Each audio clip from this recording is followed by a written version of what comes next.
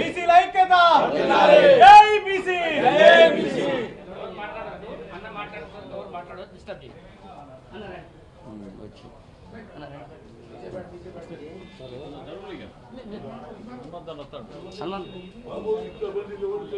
ఎవరు మాట్లాడద్దు హనుమంతన్న మాట్లాడేటప్పుడు డిస్టర్బ్ చేయదు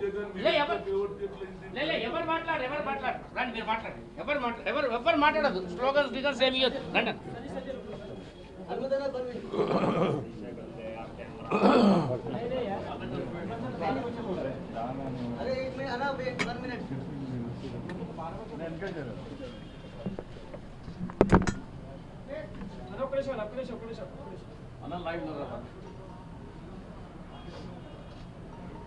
రాహుల్ గాంధీ గారు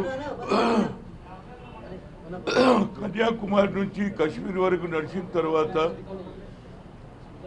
యావత్ భారతదేశంలో కొత్త ఆలోచన వచ్చింది.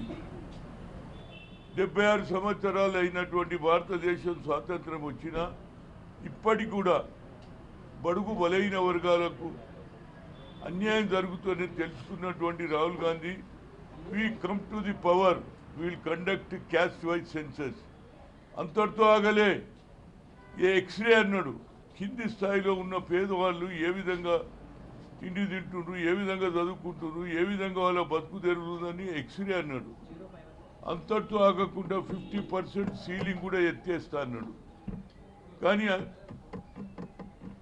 బడుగు బలైన వర్గాలకు న్యాయం చేయాలని ఆలోచన చేశాడు. కానీ ఆయన ఆలోచనను ఇంప్లిమెంట్ చేయడానికి తెలంగాణ ప్రభుత్వం పవర్లో రావడంతో రేవంత్ రెడ్డి గారు కులగణ చేశాడు. 150 కోట్ల రూపాయలు కులగణకు సర్వే చేయించాడు. కొంత సమయం కూడా ఎక్కించాడు. ఇంకా కులగణ జరగాలి, పేర్లు రానటువంటి వాళ్ళు నమోదు చేసుకోవాలని ఎక్స్టెన్షన్ కూడా 15 రోజులు ఇవ్వడం జరిగింది. అదేవిధంగా ఇవాళ ఢిల్లీలో రేపు జరగబోయే 2వ తేదీన తప్పనిసరిగా జంతర్ మంతర్లో ఎన్నో రోజుల నుంచి నేను అనుకుంటాను, బహుశా 20-25 ఏళ్ల నుంచి నేను చూస్తున్నా. ప్రతి సంవత్సరం ఢిల్లీ రావడం, జంతర్ మంతర్లో ధర్నా చేయడం, మా బీసీలకు 50% రిజర్వేషన్ రావాలని కోరిక ఎన్నో రోజులు చూస్తున్నారు. అది ఇవాళ 42% ఇస్తాని కామారెడ్డిలో బీసీ గర్జన పెట్టి రేవంత్ రెడ్డి గారు నిర్ణయం తీసుకున్నారు. ఏది అదే 42 ఇస్తున్నారు. దానికి ఎంటైర్ బీసీలంతా ముఖ్యంగా బడుగు బలైన వర్గాలందరూ కూడా రేవంత్ రెడ్డి చేసిన సాహసోపేతమైనటువంటి నిర్ణయం, రాహుల్ గాంధీ ఆలోచనను ఇంప్లిమెంట్ చేసిన రేవంత్ రెడ్డికి హృదయపూర్వక ధన్యవాదాలు చెప్తూ రేపు జరగబోయే ఈ సభ ధర్నా జంతర్ మంతర్లో అన్ని రాజకీయాలకు అతీతంగా ఎంతమంది అయితే గతంలో ఎన్నోసార్లు వచ్చారు ఇక్కడ ధర్నాలు చేశారు, అన్ని కుల సంఘాలకు నేను మనస్ఫూర్తిగా రిక్వెస్ట్ చేస్తున్న అందరు రండిరా బాబు, ఇవాళ మన సమయం ఆసన్నమైంది. మనలో ఎలాంటి భేదాభిప్రాయాలు లేవు, అందరం కలుద్దాం, మనం అనుకున్నది సాధిద్దాం. ఆ రాహుల్ గాంధీ గారి దేశం మొత్తంలో ఏదైతే తెలంగాణలో కులగన జరిగిందో అదేవిధంగా అన్ని రాష్ట్రాలలో జరగాలి. అదేవిధంగా రేపు పార్లమెంట్లో బిల్లు పెడితే అన్ని రాజకీయ పార్టీ నాయకులు, గతంలో యూపీఏ చైర్పర్సన్ సోనియా గాంధీ గారు ఐఐఎంలో రిజర్వేషన్ కల్పించింది, పార్లమెంట్లో బిల్లు పెడితే, మన్మోహన్ సింగ్ గారు బిల్లు పెడితే అందరు మద్దతు ఇచ్చారు. అదేవిధంగా రేపు జరగబోయే పార్లమెంట్ సమావేశాలలో తప్పనిసరిగా రాహుల్ గాంధీ గారు కులగన జరగాలి. వారికి ఉన్న జనాభా ప్రాతిపదికగా వాళ్లకు చదువులలో, ఉద్యోగాలలో, విద్యలో, అన్నిట్లో కూడా హెల్త్లో తప్పనిసరిగా అమలు చేస్తూ రాజకీయంగా రేపు జరగబోయే లోకల్ బాడీ ఎన్నికల్లో కూడా ఎక్కువ సంఖ్యలో సర్పంచులు కానీ, మండల అధ్యక్షులు కానీ, జిల్లా పరిషత్ చైర్మన్ కానీ, మున్సిపల్ చైర్మన్ కానీ ఎదిగే అవకాశం వచ్చింది. కాబట్టి రేపు జరగబోయే సభ హిస్టారికల్ ఉంటుంది. రాజకీయాలకు అతీతంగా ముఖ్యంగా మన రాష్ట్రం నుంచి శాసనసభ్యులు వస్తున్నారు, ఎమ్మెల్సీలో ఇప్పుడు మా ఎవరు బసవరాజ్ సారాయ్ వచ్చాడు, ఇట్లా చాలామంది ఇవాళ రాత్రికి వస్తున్నారు. అదేవిధంగా ట్రైన్ కూడా బయలుదేరింది.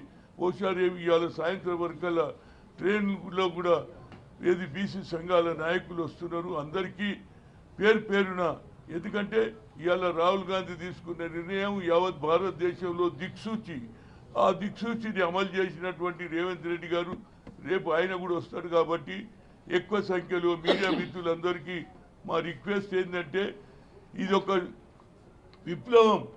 ఇలాంటి విప్లవం ఎన్నో ఏళ్ల నుంచి చూస్తున్నాం. అట్టడుగున ప్రజానికానికి న్యాయం జరుగుతలేని వారి మాట వినిపించినటువంటి రాహుల్ గాంధీకి మా హృదయపూర్వక ధన్యవాదాలు. రేపు తప్పనిసరిగా అందరూ కూడా పెద్ద సంఖ్యలో వచ్చి ఈ కార్యక్రమాన్ని జంతర్ మంతర్లో జయప్రదం చేయాలని, దానికి పిసిసి అధ్యక్షుడు వస్తాడు, అదేవిధంగా రేవంత్ రెడ్డి గారు వస్తారు. అన్ని సంఘాల నాయకులు, చాలా సంఘాలు ఉన్నాయి, చాలా బీసీసీ అన్ని సంఘాల అధ్యక్షులకు పేరున నా హృదయపూర్వక ధన్యవాదాలు.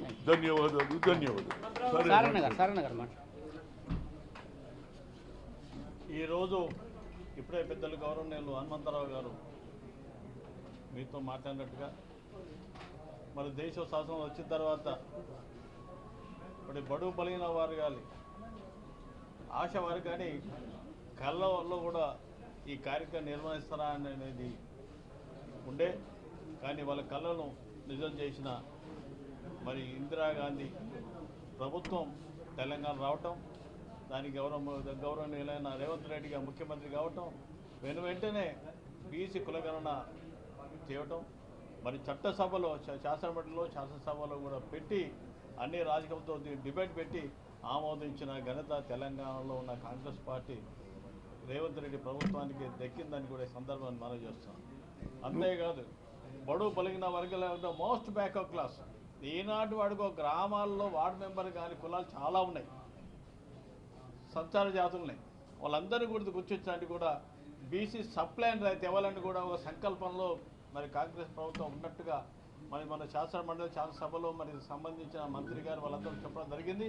ఏదైనా కానీ ఎస్సీలో ఏ విధంగా సప్లైన్ వచ్చిందో అదేవిధంగా బడుగు బలహీన మోస్ట్ బ్యాక్వర్డ్ క్లాస్ సప్లైన్ ద్వారా వారికి అన్ని రకాల రాబోతుంది. ఒక రాజకీయంగా కూడా కాంటాక్ట్ చేసే శక్తి లేని వారు కూడా ప్రభుత్వ పరంగా ఫలాలు వచ్చే విధంగా కూడా మరి ప్రభుత్వం మరి పార్టీ కూడా ముందడుగు వేసి ప్రయత్నం చేసేట్లో ఉన్నది. దానికి అనుకూలంగానే రేపు 2వ తారీఖు నాడు జరగబోయే బీసీ ధర్నా కార్యక్రమం స్వయంగా ఒక ఉన్నత కులానికి సంబంధించిన రెడ్డి కులానికి సంబంధించిన గౌరవ ముఖ్యమంత్రిగా ధర్నాలో నిర్వహించి ముందు అడుగులు వచ్చినందుకు రియల్గా మరి యావత్ భారతదేశంలో ఉన్న బడుగు బలహీన మోస్ట్ బ్యాక్వర్డ్ క్లాస్ సంబంధించిన నాయకులందరి పక్షాన వారికి ప్రత్యేకంగా ధన్యవాదాలు కృతజ్ఞత తెలుపుకుంటాం. ఏది ఏమైనా కానీ ఒక అడుగు ముందు వేసిన తర్వాత మన దాంట్లో కుల సంఘాలు చాలా ఉన్నాయి, చాలా బీసీ సంఘాలు ఉన్నాయి. ఏ సంఘమైనా ఏ కులమైనా కానీ అందరి ఏకైక లక్ష్యం ఒకటే, బడుగు బలిగిన వర్గాలు రాజకీయంగా చైతన్యవంతం కావాలి, ఆర్థికంగా చైతన్యవంతం కావాలి, అన్ని వర్గాలు ఒక అడుగు ముందుకేయాలనే ఒక సంకల్పం ఉన్న సంఘాల నాయకులందరూ కూడా రాజకీయాలు అత్యధికంగా మీ పట్టుదలను వదిలి రేపు జరగబోయే ధర్నాను రాష్ట్ర వ్యాప్తంగా జరుగుతున్న ఈ ధర్నాను ఢిల్లీలో ఉన్న చాలా సంఘాలు కూడా నాయకులు వస్తుపోతుంటారు. వాళ్ళు కూడా మీడియా మిత్రులు చాలామంది బీసీ వాళ్ళు మీరందరూ కూడా పాల్గొని విజయవంతం చేయాల్సిన కూడా నేను మీ అందరికీ విజ్ఞప్తి చేసే అవకాశం కల్పించిన బీసీ సంఘాల నాయకులందరికీ ధన్యవాదాలు.